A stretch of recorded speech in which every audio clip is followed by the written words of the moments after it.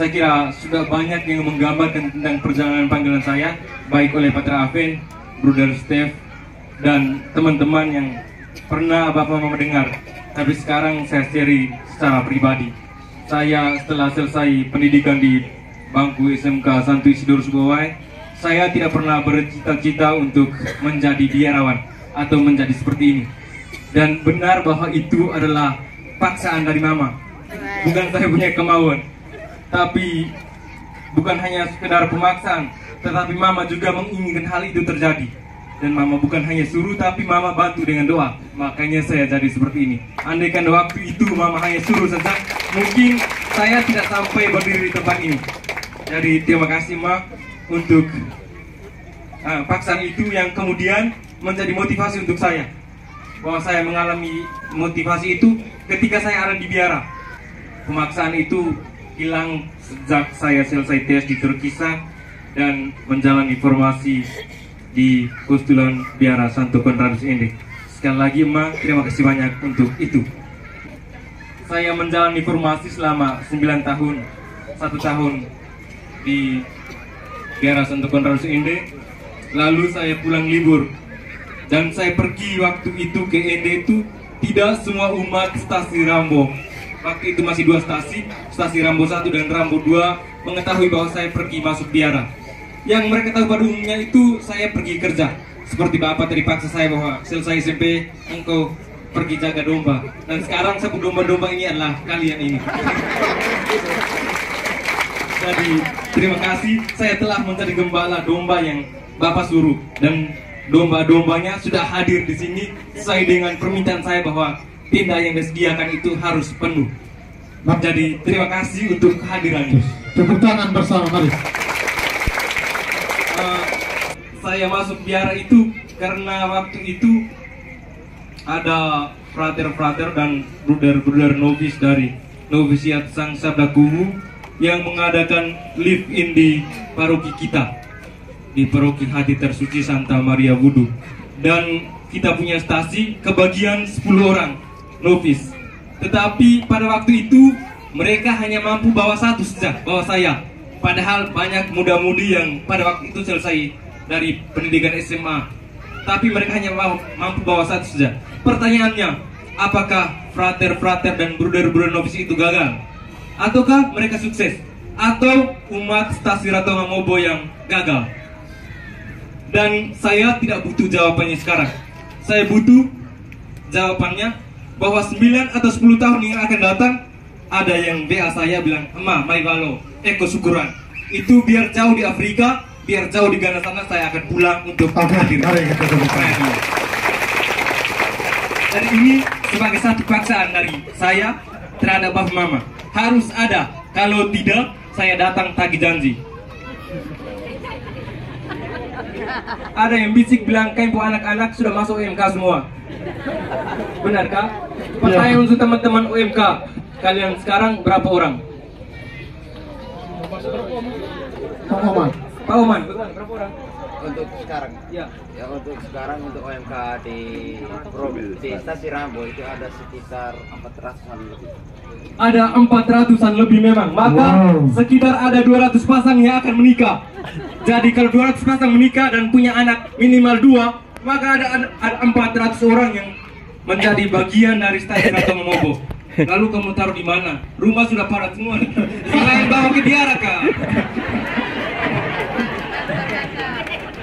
Yang berikut, selesai dari postulan, saya pulang libur dan lanjut ke masa novisiat selama 2 tahun di novisiat Sang Sabda Kuwu Ruteng.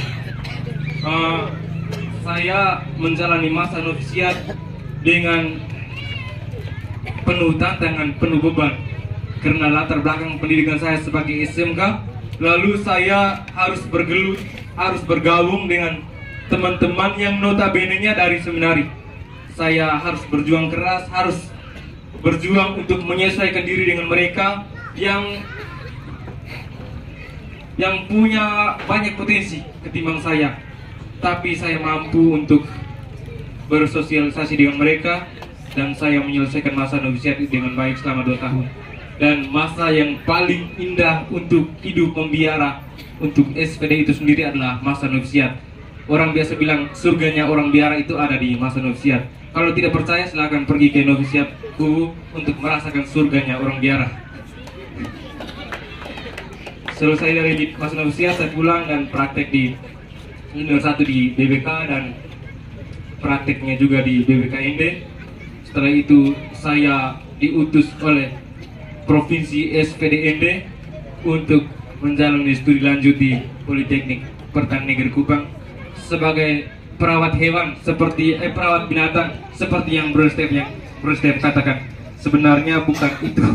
Saya studi jurusan peternakan, program studinya kesehatan hewan, dan kami punya tugas itu rawat hewan, bukan perawat hewan.